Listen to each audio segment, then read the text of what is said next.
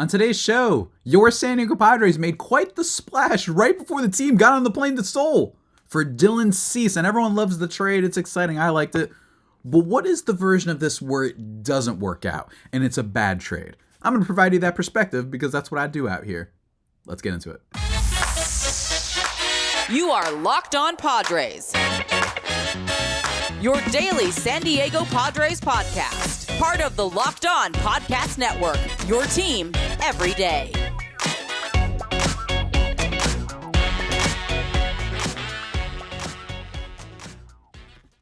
Greetings, ladies and gentlemen, and welcome to another edition of Locked On Padres podcast, which is part of the Locked On Podcast Network, your team every day for Tuesday, March 26th.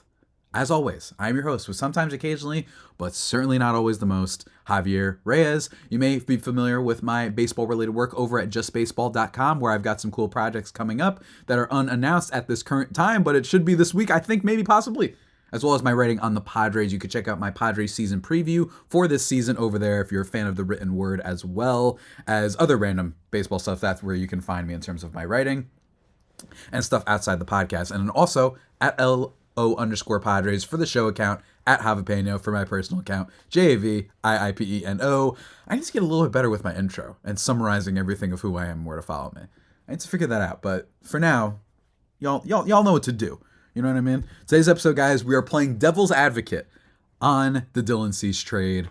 I'm excited to do this because, frankly, it's been a while since I've done a devil's advocate episode, and I think that Cease is just super fascinating to discuss, and some of my points that I'm about to make are based on data, and some of the other points are a little bit more, not out there, but like a little bit more esoteric, a little bit more feeling, and a little bit more about just the Padres as a team versus him as a player, if that makes sense. So we're going to get into it, guys. Today's episode, though, is brought to you by Prize Picks, the easiest and most exciting way to play daily fantasy sports. Go to prizepicks.com/LockedOnMLB and use code all lowercase LockedOnMLB for a first deposit match of up to $100. Go check that out.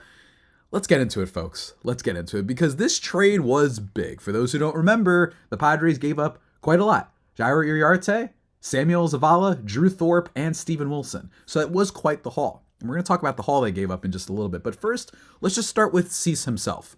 This is a guy who every single headline you read, because for SEO or because it's genuinely makes sense to say this, is a Cy Young potential pitcher. He was a Cy Young runner-up. Or was he runner-up? I actually forgot. Was he the runner-up that year, or was it Garrett Cole? I don't remember. I'm actually going to check this right now. But regardless, he finished, he finished second in Cy Young voting in 2022. He was awesome. He's a very good pitcher. And he flashes ace caliber stuff. And that's why the Padres made the trade.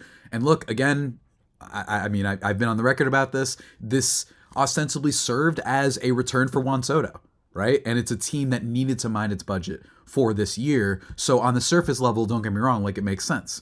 Ace quality pitcher, Cy Young potential, and you basically traded Juan Soto and Trent Grisham for Michael King, Dylan Cease, Johnny Brito, Randy Vasquez, and Kyle Higashioka. It's a pretty good haul for a team that needed to save and needs to cut costs a bit.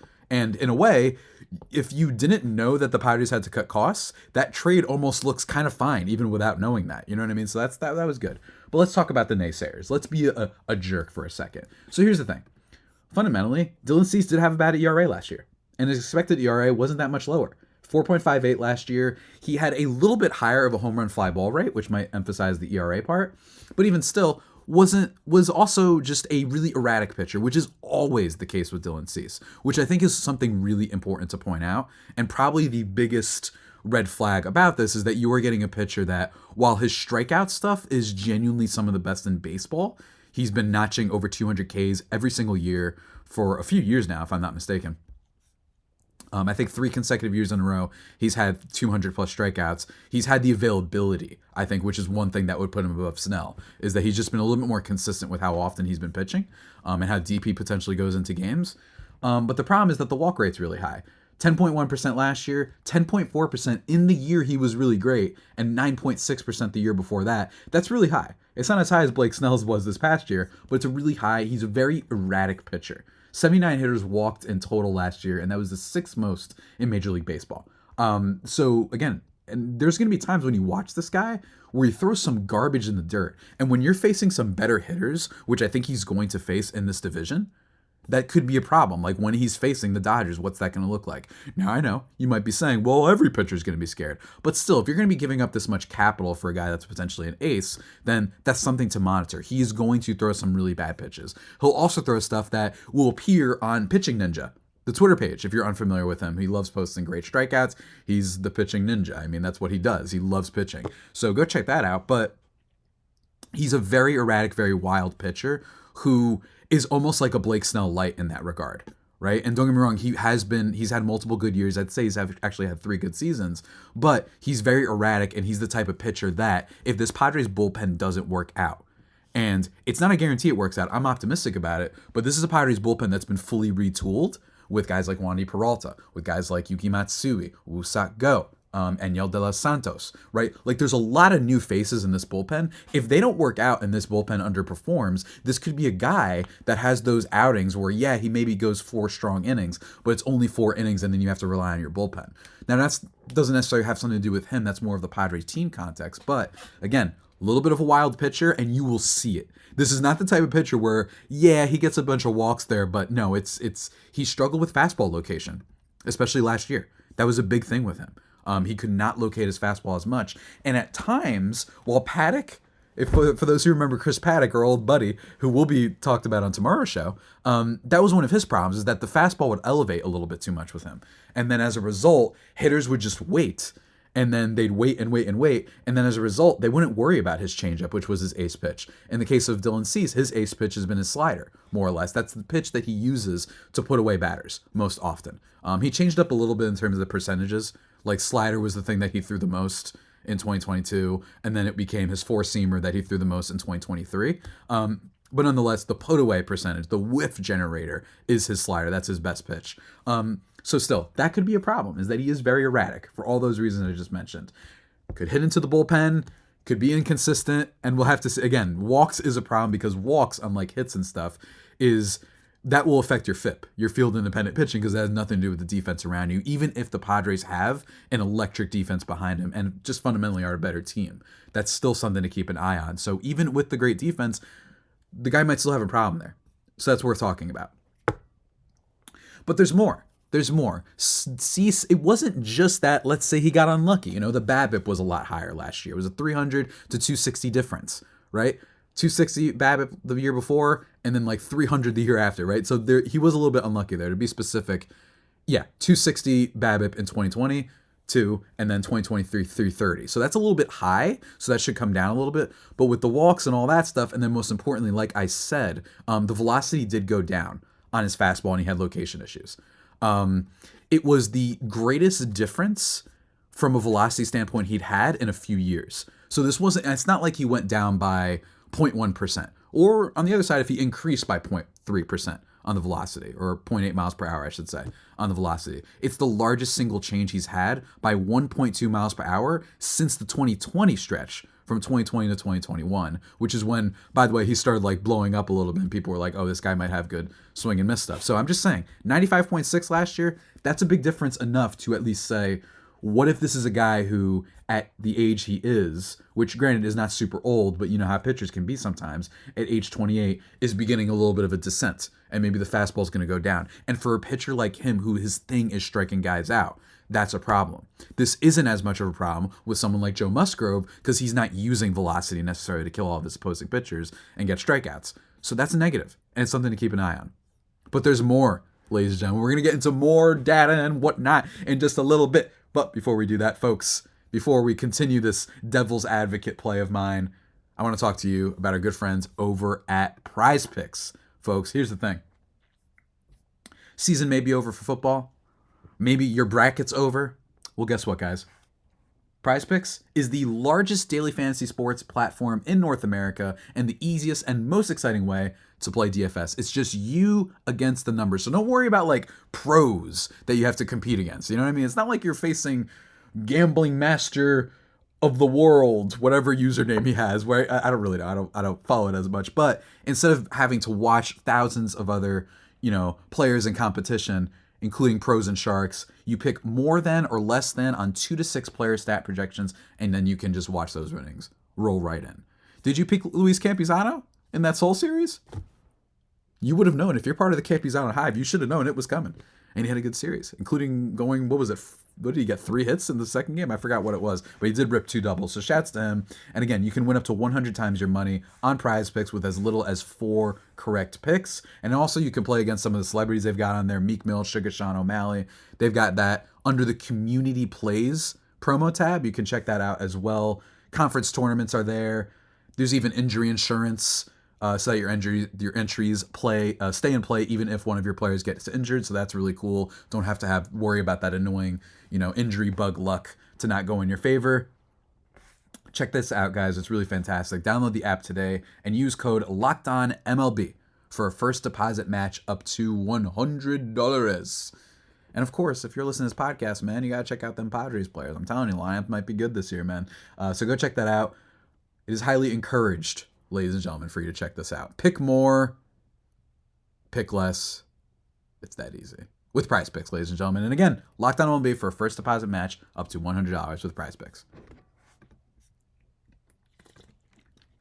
And we're back, ladies and gentlemen, here on the Locked On Padres podcast, playing devil's advocate about Dylan Cease. And we're still in the number portion of all this. We're still in the data analysis. We're going to get into team stuff in a little bit. But we talked about his four-seam fastball. We talked about his walk rate. We talked about all that stuff, the erratic stuff that we have to deal with Dylan Cease potentially. He's going to throw some garbage every now and then. So, are you sure this is a guy you should have traded for?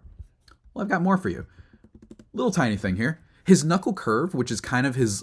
Yeah, I know. Exciting that it's a knuckle curve. I know. You probably recoiled listening to this podcast. A knuckleball pitcher. Well, that's his third most used pitch, basically, over these past few seasons. And it's been one that has been pretty decently effective. But I will say, the numbers got worse for him in that last year.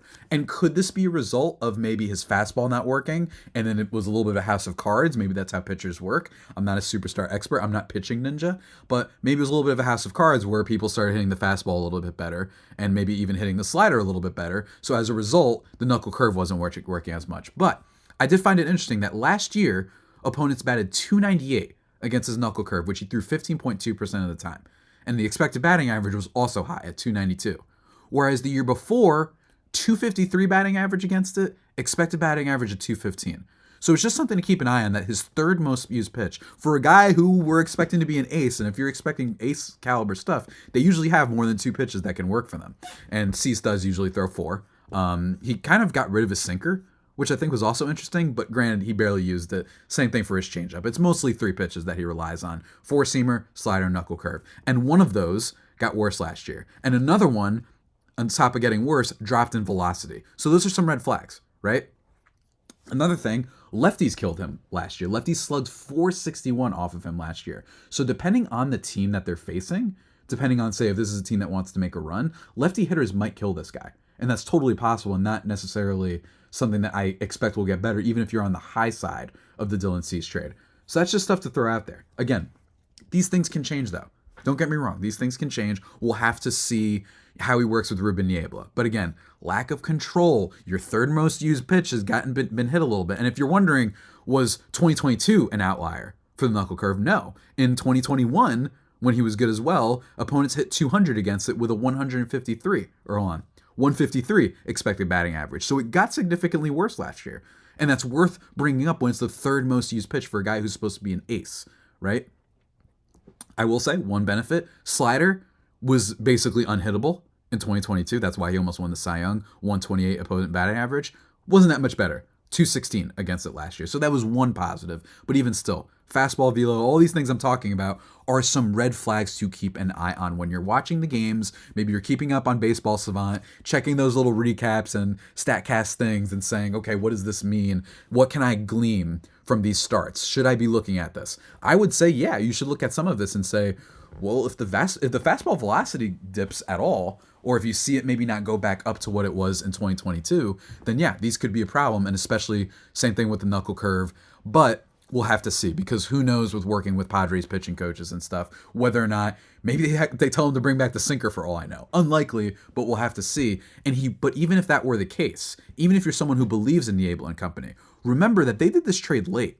So it's possible that it might take a little bit of time if Ruben Niebla finds some things. The wizard, I love talking about Niebla as just like the ultimate gangster, like kingmaker of the Padres. Like he's been such a great addition, don't get me wrong, but it's just really fun to see that.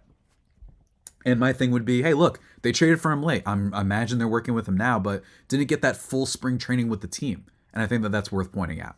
But of course, I have more reasons, folks. Your Honor, the devil's advocate, he'd like to continue speaking. He's got some more comments, ladies and gentlemen. Let's talk about the return, okay? Let's talk about the return now. We talked about Dylan Cease himself, but let's talk about why this could be a bad trade as a whole because of what they gave up. Drew Thorpe is a top 100 prospect and guy that the Padres just traded for. Everyone I know that was with the Yankees, including some unnamed sources, were like, they love this guy. And they think that he has, the strikeout stuff was pretty legit in a lot of ways, in their eyes, I should say. Whether or not it was for everybody else, some people say that the pitching wasn't as good last year, and that's why someone like Adam Mazur, or who was it?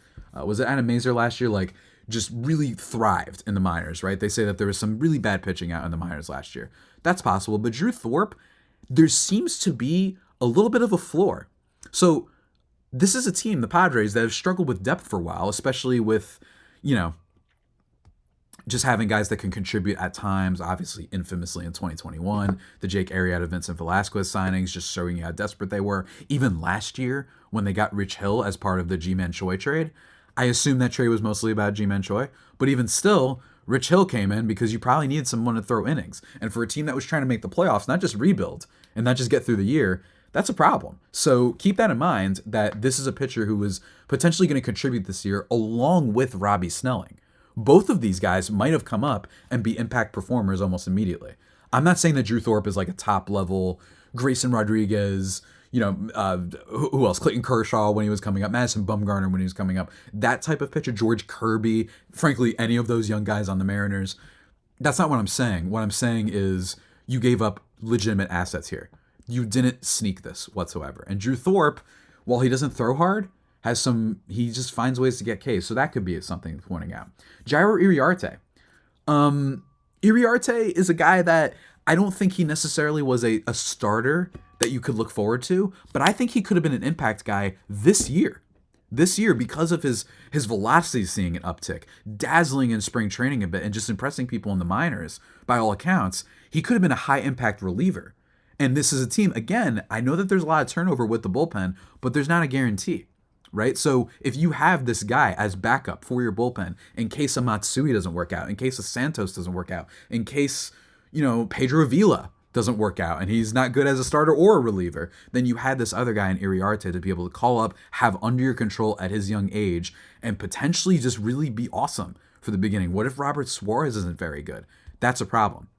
And speaking of which, the bullpen, Steven Wilson was given up. I talked about Steven Wilson on this show, how he'd been really changing up, and I think Kevin Acey of the San Diego Union Tribune had a really great article about him trying to improve his pitches and him trying to add a little bit more to his pitches. And I think that he was actually pretty okay last year. I like Steven Wilson. I think that he has the potential to generate a lot more whiffs on his sliders and whatnot than I think was shown last year. And that guy, at the minimum, has major league experience. So 3 of the 4 guys that the Padres gave up, just in terms of bulk, were guys that could have helped this team this year. And that's always something to keep an eye out on. Now, don't get me wrong, I understand this is a Padres team that's going for it now, but that's still something to keep an eye on. I think Wilson could have been great this year. I would keep an eye on him. I think Iriarte could have been great. And Thorpe, at the very minimum, gave you some depth, and it gave you another option. Now, don't get me wrong, they traded for a pitcher in Cease, but I'm just saying, not a bad trade there. And then Zavala, I think there's a chance Zavala stinks. I don't like that a lot of the hype around him seems predicated on his build rather than a little bit of the data and the performance compared to other prospects. You know what I mean? It's like, wow, what a freak looking guy. Okay, true, but he hasn't really done it yet. Ethan Salas has that a little bit, but his stuff is a little bit more grand on a grander scale, and also because he's 17 years old. You know what I mean? Like, he's super, super young. So Zavala, I just don't necessarily see it, but even still, one thing I will say is this is a Padres team that has been really struggling to put together outfield depth for a long time now. I think the only year that they've headed into a season that I've been covering where we were like, great, outfield looks awesome, was last year. because you were looking at it and saying, well, you've got Soto and Tatis, and then you've got Grisham. Hopefully he can be a little bit better than the previous year, and at the minimum, he provides you good defense. This year, it's like Merrill, and then maybe Paulie, and then Profar and Pham, and does Jacob Marcy come up at some point? Maybe, but there's some questions with the outfield, so it's always a little bit scary when it comes to the Padres and outfield. That's just ever since I've been covering this team, on this year's show, that has been an area they've struggled in. Some more years than others, but that's something they've been struggling in. And as I talked about on yesterday's show about the worst case scenarios for the Padres, that left field and center field, I could see them cumulatively having the worst WAR among all major league teams in baseball this year. It's not impossible that happens. I think the signing of Pham would raise that floor a little bit, but even still, that's worth bringing up. So I think they gave up real assets for Dylan Cease is what I'm trying to say. But ladies and gentlemen, I'm not done playing devil's advocate. I've said that a lot on this podcast, so drink if you had a drinking game for that. But we're going to get into my final points for why Dylan Cease was an awful decision for the Padres in just a second, guys. But first, longtime sponsor. Look, we talked Prize Picks. Let's get to FanDuel too. We might as well. You know what I mean? FanDuel, ladies and gentlemen, say goodbye to your busted brackets because FanDuel is here to help you out regardless. And you can bet every game of the tourney. Or if you still want to bet Padres futures, if you want to bet MVP stuff, they've got you covered there too. But whether or not you're betting on Padres futures or big upsets, maybe you want to bet on the next 1 seed. Maybe you want to bet that, at the time I'm recording this is late, Stanford in the women's tournament loses tonight. Shockingly, they're the 2 seed. If you want to do that, FanDuel's got you covered. And right now, new customers get $200 in bonus bets if your first bet of $5 wins. Heck of a deal for sure. That's $200 to use on points, point spreads, money lines. You can even pick who's going to win it all. So again, visit FanDuel.com/lockedon and bet on college hoops, MLB futures, NBA stuff, whatever you want until the cows go, what is it? The cows come home? Is that what it is? Is that the phrase? Whatever. FanDuel.com/lockedon. And just like that, folks, just like that, we're back on today's episode of Locked On Padres podcast. Waning moments of your course. Final segment. My last points I'd like to bring up regarding Dylan Cease. We talked about the return. We talked about some of the nerdy number stuff. Last thing I want to talk about is the more vibes and all that stuff. Number one. Once again, the Padres are going all in on a big star. Einstein's theory of whatever. I don't know if it was Einstein. I keep saying this every time without knowing. That insanity, the definition of insanity is doing the same thing over and over with expecting different results. Again, this third segment is about vibes. One thing the Padres have been doing every year, and one of the reasons why your boy was really against them making a big splash this offseason, was because on top of the money, now this is a different thing because Dylan Cease doesn't cost as much, but even still, trades have been a thing for the Padres that they've done. It's not only signings, it's also big time trades. And you've seen that, again, this team has not won more than 89 games under AJ Preller, right? There are teams out there that have been much less talented that have been able to win more games than them. Plenty of years. The Brewers have won more games. The Guardians have won more games. The Rays have won more games than everyone, frankly. But even still, the Rays are out there. The Orioles just last year, in their first year of finally trying and being competitive, won 100-something games. You have the Mariners out there. There's just a lot of teams. There's a lot of competition, I think. Don't get me wrong. But for me, you look at this and say, once again, they're saying we're giving up some depth to get a really good player. And don't get me wrong, I think the really good player is good. I rarely have problems with a lot of the moves the Padres have made. It's just that you keep doing them over and over and sacrificing your depth. And again, this is a team that has struggled with depth every single year since I've been covering this podcast, since 2019, 2020. So, just based on that front, do you want to go all in once again on a star? Now, don't get me wrong, they have team control and whatnot. But what if Dylan Cease isn't good for all of the reasons I just talked about before? Then once again, you gave up depth for guys that, yes, no individual player that the Padres gave up is probably going to be better than Dylan Cease. I'd be shocked if Drew Thorpe came in this year and was Dylan's the good Dylan Cease from 2022. I'd be shocked if that happened. That would be unprecedented, basically. But if Dylan Cease isn't very good, then you look at this and say, dang, once again, we got a bulk package that we gave up for a star and still hasn't amounted to more winning or at least more consistency. So if you're on that part of it, just kind of the theme of what the Padres have been doing lately, that's a negative for the Dylan Cease trade. And even further, if you believe in chemistry, which is the thing that we verifiably know has been a problem based on reports from The Athletic, Tribune, all sorts of places from, I believe, some MLB.com reporters, so everybody, right, is that this team has had some potential locker room issues, a lot of drama. Now, I can't speak to that. I haven't heard anything personally, but even still, that has been something that's been reported on. And if you believe in that, Dylan Cease has not played with, at any level, any of the guys that were on the 31-man team in Seoul. I'm really thrilled that he went to visit. But again, if you're a believer in chemistry, one of the things on top of the bulk package that the Padres keep giving up for players and therefore potentially sacrificing depth, hey, this team has a lot of players who almost have this mercenary vibe to them. Like they're the Thunderbolts or the Suicide Squad, right? Where it's like you bring in all these different players from all these different places that didn't come up together. Is there something to be said for everyone having kind of crossed paths one way or another, being in the Padres farm system? Maybe there's something to be said for that you don't just have only big personalities who have been star caliber, all-star, MVP in some case, caliber players. There's something to be said for that, and that's a lot to manage. So Mike Schilt, don't get me wrong, I am happy that he's a manager that has some experience. Maybe this is why the young managers haven't worked out for the Padres, because they have so many big personalities and maybe the lack of inexperience has hurt them. And you might also be thinking, well, Javi, I mean, like Dylan Cease is such a good player and this is a trade that they needed to make and all that. And also, they kept all their golden eggs. And I'm like, true, but isn't that also the same thing we've been saying since 2020? Literally since 2020. This has been a team that every time they make these big splashes, you're like, well, they didn't give up the top guys.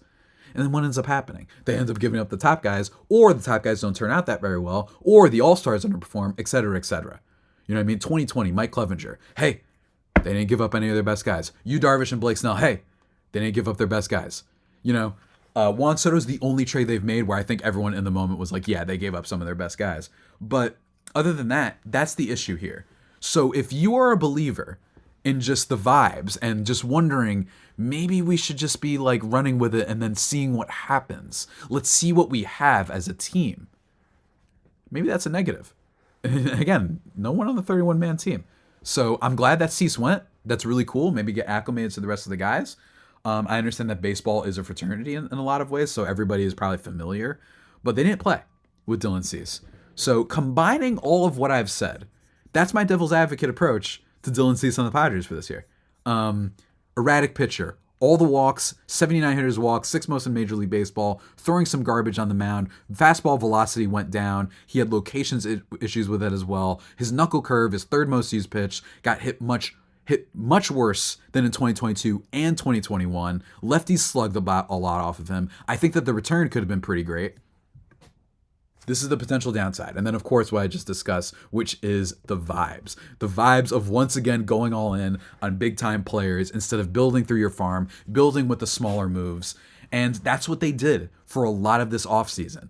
I mean, I did joke on Twitter where H.A. Preller is just like, sweating like just, he can't not make a big move, apparently, whether it be the trade deadline or the offseason, right? So that's just it. That's just it. Are they repeating themselves in some way or another? Again, though, I was playing devil's advocate this whole time. I'm just offering counter arguments to this Dylan Cease situation. And don't get me wrong, there's no guarantee, so I can't fault him, but I'm just saying that all these years, this just keeps happening. So it's something to bring up. For the record, again, I was playing devil's advocate, which I've said way too many times. I'm sorry. I keep repeating myself. But I am personally in favor of the trade. I just think that this is a team that you have a lot of stars on it. I think that last year was really fluky. And even if he's a like mid-3s ERA guy, that's still going to be very, very good and help out with the rotation. And the rotation feels like it was a little bit of a house of cards where, like, if Michael King gets hurt, if Yu Darvish isn't the same, if the age gets up to him, he gets hurt, then all of a sudden your pitching depth is scary. You have to rush Robbie Snelling, all that stuff. Cease just helps that a lot more. And not to mention he has high potential. And if you make the playoffs, throwing a Dylan Cease out there, who could just go 6 innings, walk 3 batters, and strike out 10, right? Like, that's totally possible. it raises your floor in terms of the playoffs, I think, a lot too. And for a team that I expect to make the playoffs, that does mean a lot. But again, I just wanted to offer the other perspective. I'm really excited to see him pitch. I can't wait. I can't wait. And then, again, it was so fun. At the very minimum, the Padres are exciting, right? Like AJ Preller is so exciting as a GM. I imagine it's fun to cover him as well at points, assuming you're not like on vacation and having to check your phone all the time. Like, babe, Preller hasn't made a move, but I think he might. He always does. Other than that, really great stuff. So again, those are my thoughts on Dylan Cease and why it could have been a bad trade for the Padres.